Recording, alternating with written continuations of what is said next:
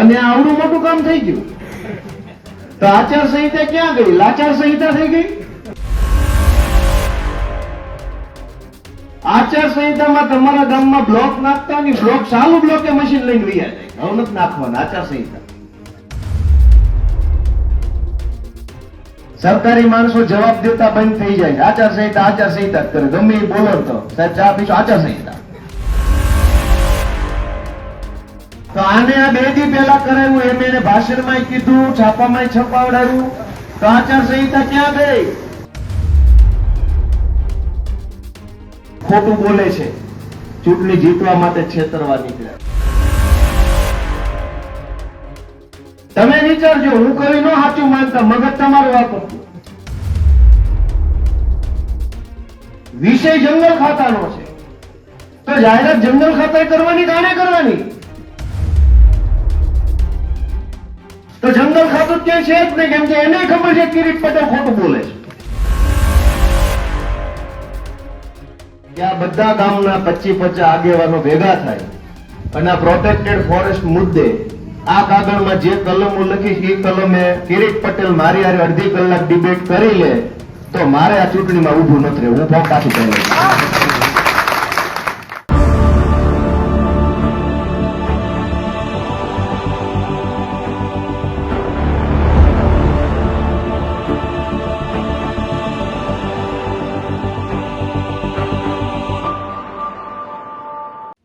અને આવડું મોટું કામ થઈ ગયું તો આચાર સંહિતા ક્યાં ગઈ? લાચાર સંહિતા થઈ ગઈ.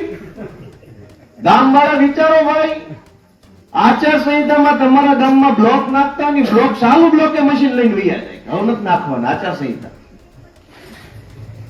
અહીંથી લઈને ઓલાભાઈના ઘર સુધી બ્લોક નાખવાનું કામ મંજૂર થયું હોય ને અડધે પોગે આચાર સંહિતા લાગે તો વૈયા જાય. એ ખોટી વાત છે.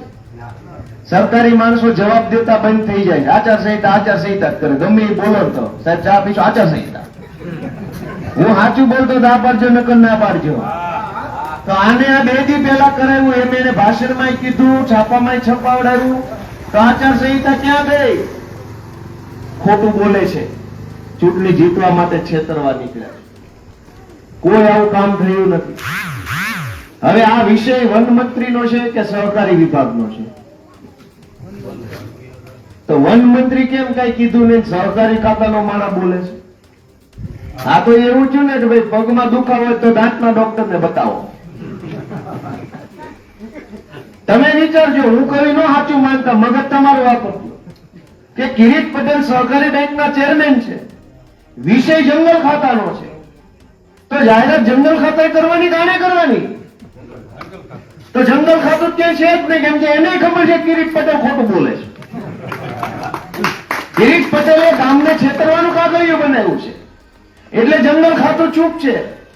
તમે આરએફઓ ને એસીએફ ને ડીસીએફ ને કાલ બધા એક અખતરો કરજો, સાહેબ તમારો ખૂબ ખૂબ આભાર, પ્રોટેક્ટેડ ફોરેસ્ટ હટી ગયું, હવે આ ક્યારે આવવું એટલું પૂછજો. એટલે તરત કે ભાઈ અહીં નો આવતા.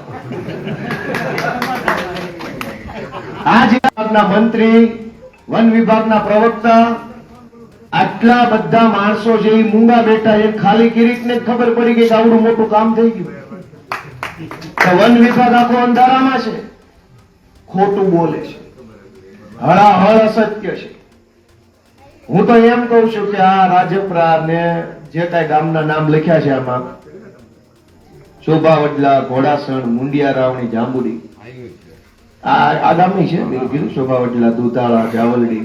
મારું જાહેરમાં એમ કેવું છે ભાઈ, વિડીયો ઉતારીને કિરીટ પટેલને મોકલજો કે આ બધા ગામના 25-50 આગેવાનો ભેગા થાય અને આ પ્રોટેક્ટેડ ફોરેસ્ટ મુદ્દે આ કાગળમાં જે કલમો લખી છે એ કલમે કિરીટ પટેલ મારી હારે અડધી કલાક ડિબેટ કરી લે તો મારે આ ચૂંટણીમાં ઊભું નથી રહેવું. હું ફોન પાછું કહું. આ બધા ગામના માણસો એક ગામમાં ભેગા કરવાના. કિરીટ પટેલને હું બેસું, બે હાથમાં માઇક ને તમારે સાંભળવાનું અને જોઈ કહી દે કે આ કઈ કલમ છે, કયો કાયદો છે, અને આની અંદર અંગ્રેજીમાં શબ્દ લખ્યો છે ઇન્ટરલોક્યુટરી એપ્લિકેશન, એ શું કહેવાય? તો મારે ચૂંટણી હું ફોર્મ પાછું કહી લઈશ. મેં જાહેરમાં કહી દીધું. આ હું ધંધા ચાલુ કર્યા કિરીટ પટેલ. ગામને ચૂંટણી નામે છેતરવાના. આની અંદર એમ લખ્યું છે કે સુપ્રીમ કોર્ટમાં ગુજરાતની સરકારે ઇન્ટરલોક્યુટરી એપ્લિકેશન કરી છે, પણ એનો નંબર નથી આપ્યો. નંબર આપે મારી જેવા વકીલ તરત ત્યાં ઉપરથી કઢાય લે બધા કાગળ, જો એવું હોય તો. આઈએ લખેલું છે, કાગળ વાંચજો, આઈએ લખેલું છે. આઈએ નો નંબર ક્યાં? એપ્લિકેશન નો નંબર કેમ નથી લખ્યો? તમે કરી જ છે, મંજૂરી આપી જ દીધી, નાખ્યો સુપ્રીમ કોર્ટમાં, નંબર ક્યાં ગયો? લાવો નંબર, આ ઉભા ઉભા હમણાં સુપ્રીમ કોર્ટની વેબસાઇટ ઉપરથી ડેટા કાઢ લો. પણ એવું કઈ છે જ નહીં, આ કાગળિયું જ છે. એટલે તમે આજુબાજુના બધા ગામના કહેજો, ગોપાલભાઈ કિરીટ પટેલ હારે ડિબેટ કરવા માંગે છે, ડિબેટમાં ગોપાલ હારી જાય તો ચૂંટણી લડવાનું બંધ રાખશે. તમારું કામ થતું હોય તો મારી ચૂંટણી મહત્વ નથી, તમારું કામ મહત્વનું. પણ વિચાર કરો કે આવા ધંધા હું કામ કરો છો? ભાજપની સરકાર છે, એ દિવસે મેં કાગળિયા જોયા, 1971-72 નો સરકારનો ઠરાવ છે પ્રોટેક્ટેડ ફોરેસ્ટ જાહેર કરવાનો. એમાં કેટલીક માલિકીની જમીન હતી ને કેટલીક સરકારી જમીન હતી, જેને પ્રોટેક્ટેડ ફોરેસ્ટ જાહેર કરવાનો ઠરાવ થયો. એ ઠરાવ તો થઈ ગયો, જેથી થઈ ગયો તેથી થઈ ગયો. પણ એ ઠરાવ થઈ ગયા પછી છેક 2019 માં નોંધ પડી 7/12 કે હવે આ પ્રોટેક્ટેડ ફોરેસ્ટ છે, આરક્ષિત જંગલની જમીન છે. તો 1971 થી 2019 સુધીના વન વિભાગે શું કર્યું? ત્યાં સુધી કોઈ નોંધ 7/12 માં ન આવી, અચાનક 7/12 નોંધ આવી. મેં બધા કાગળ વાંચ્યા. મારે તમને એટલી જ વિનંતી કરવાની છે કે આ હળાહળ અસત્ય છે, જૂઠ છે, કશું જ છે નહીં. અને છતાં આ બધા ગામના મિત્રો ભેગા થાય તો કિરીટભાઈ હારે ડિબેટ કરી લઈએ, અને એને ડિબેટ ન કરવી હોય તો ગામ દીઠ ખાલી 10-10 લોકો હારે આવો, આપણે મામલતદાર ઓફિસે જઈને તમારી 7/12 માંથી એન્ટ્રી રદ કરાવવાની અરજી આપવા હું હારે આવું વકીલ તરીકે.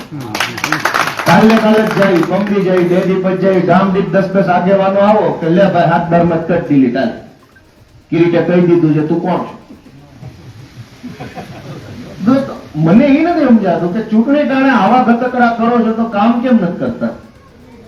સરકાર તમારી ભાજપની છે, કેન્દ્રમાં સરકાર ભાજપની, જિલ્લા પંચાયત ભાજપની, તો ટાણે કામ કરી લો તો આવા ચોરી ન કરવી પડે. જે છોકરો આખું વર્ષ ભણવામાં ધ્યાન ન આપે એ છેલ્લે કાપી લઈને જાય, પછી જોઈ જોઈને લખે એમાં કાપી આવી છે. 5 વર્ષ કામ કર્યા હોત તો એ કાપેલી ન બનાવવી પડે. દોસ્તો, વન વિભાગના મંત્રી મુળુભાઈ, એને તો કોઈ જાહેરાત ન કરી. કેમ એ ન બોલ્યા? એના ટ્વિટર ઉપર નથી, એના ફેસબુક ઉપર નથી, એને કઈ પ્રેસ નોટ નથી આપી, સરકારનો કઈ ઠરાવ પરિપત્ર કાંઈ નથી. બસ આનું એકનું કિરીટ પટેલે કીધું સ્વાહ. તેમ બધા મને વિચારીને કહો આવું હોય કોઈ દિવસ? એ આચાર સંહિતા કરી નાખી, આચાર સંહિતાની. તો આ પહેલો મુદ્દો પૂરો છે. તમે વિચારજો, આવું કઈ છે નહીં. ચૂંટણીમાં મત ખંખેરીને ભાગી જવાના ધંધા છે. આજુબાજુના બધા ગામને જાગૃત કરજો કે આ તો ખેલ છે. અને હજુ તો આ ચૂંટણી હજુ ચાલુ થઈ, ત્યાં આવું ચાલુ કર્યું, હજુ 20 દી આખા બાકી છે. હારા શું કરશે? કેટલી અફવા ફેલાવશે? જે હશે એ અફવાઓ કાગળ લખી નાખ્યા કરશે. હું તમને વિનંતી કરવા માટે આવ્યો છું કે મને એક તક આપો. 1.5-2 વર્ષ સમયગાળો બાકી છે આ ચૂંટણી, આ વિધાનસભાની ટર્મ પૂરી થવા. એ 1.5-2 વર્ષ પૂરતા એક ભણેલા ગણેલા યુવાનને, એક વકીલ તરીકે કામ કરતા માણસને તમે તક આપો તો એ માણસ કેવું કામ કરે છે એ જોવાની ઈચ્છા આખા ગુજરાતના લોકોને છે. ને આખા ગુજરાતના લોકોએ વિસાવદર બાજુ આમ નેજવું માંડ્યું છે, કાંઈક થાય. અને તમને બધાને સ્વયંભૂ ફોન આવતા છે મારી ભલામણ. આવે છે નથી આવતા? સાચું કે ખોટું? કોકને રાજકોટ થી, કોકને સુરત થી, કોકને હગામાંથી, કોકને વિસાવદર થી, કોકને પડખેન ગામમાં સ્વયંભૂ ફોન આવે. લોકોની લાગણી એવી છે કે ભાઈ આને એક તક આપો ને, એમાં વાંધો શું છે? એટલા બધા માણસોને અજમાવી જોઈએ, એક આને લઈ લો ભેગો વારો. હું દોસ્તો મેં પોલીસ ખાતામાં રાઇટર તરીકે નોકરી કરેલી છે 2012માં. ભણવામાં હું હોશિયાર હતો પહેલેથી, એટલે ગામમાં મોટો થયો. હું ખેતરોમાં રખડતા ભણતા મોટો થયો અને તરત જ મેં પરીક્ષા આપી. હું પરીક્ષા પાસ થઈ ગયો અને પોલીસ ખાતામાં રાઇટર બની ગયો. 2012ની સાલમાં નોકરીમાં લાગ્યો તો 4 વર્ષ પૂરા કર્યા પોલીસ ખાતામાં, અને મને એવું થયું કે મારે આ નોકરી નથી કરવી, એટલે મેં રાજીનામું મૂકી દીધું, મેં નોકરી છોડી દીધી પોલીસ ખાતાની. એના પછી હું બીજી વખત સરકારી નોકરીની તૈયારી કરી. મને જમીન મહેસૂલ વિભાગમાં ક્લાર્ક તરીકે નોકરી મળી. અમદાવાદ જિલ્લાના ધંધુકા તાલુકાના પ્રાંત અધિકારીની કચેરીમાં ક્લાર્ક તરીકે મને નોકરી મળી. મેં 2 વર્ષ એમાંય નોકરી કરી, અને છેલ્લે મને એમ થયું કે ભાઈ એકેય નોકરીમાં કાંઈ હવા જ નથી. લોકો બધી જ જગ્યાએ રીબાય છે, લોકો હેરાન થાય છે, લોકોની તકલીફ કોઈ નથી સાંભળતું. દરેક માણસ પોતાની જિંદગીમાં સમસ્યાઓ વેઠી લે છે, છેલ્લે ટેવાઈ જાય છે, પણ એની વાત કોઈ સાંભળવા વાળું નથી. એટલે મેં એમ નક્કી કર્યું કે હવે મારે નોકરી નથી કરવી, હું જાહેર જીવનમાં આવીશ. અને 2017ની સાલમાં સરકારી નોકરી મૂકીને પહેલા પોલીસ વાળી નોકરી મૂકી દીધી હતી, પછી જમીન મહેસૂલ વિભાગના ક્લાર્ક વાળી નોકરી મૂકી દીધી. 2017ની સાલમાં હું જાહેર જીવનમાં આવી ગયો, અને ત્યારથી લઈને આજ દિવસ સુધી મેં ક્યારેય પાછું પગલું ભર્યું નથી, નબળો વિચાર કર્યો નથી. ચાહે ચૂંટણી હારું કે જીતું, આગળ વધતો રહું છું, લોકોની લડાઈ લડતો રહું છું. દોસ્તો, ચૂંટણી જીતેલા માણસોએ પાર્ટી બદલી નાખી, હોદ્દા માટે લોકોએ પાર્ટી બદલી, પૈસા માટે પાર્ટી બદલી, મોભે પાડવા માટે પાર્ટી બદલી, બધા લોકોએ પાર્ટી બદલી. પણ અમે આ 2017 થી લઈને આ 2025 10 વર્ષ હમણાં પૂરા થઈ જાય, 1.5-2 વર્ષમાં 8-9 વર્ષ સુધી તપ કરીએ છીએ, સંઘર્ષ કરીએ છીએ. હું હિંમત નો હાર્યો, ભલે ચૂંટણી હાર્યો, હું લડતો રહ્યો, મેં સંઘર્ષ કર્યો, હું ટક્યો, અવાજ ઉઠાવ્યો, આશા રાખી, ધીરજ રાખી કે કાંઈક 1000 હાથ વાળો આપણું હારું કરશે, એવી આશા અને ધીરજ સાથે લડતો રહ્યો. તો ફરી પાછું ટાણું આવ્યું આ ચૂંટણી લડવાનું.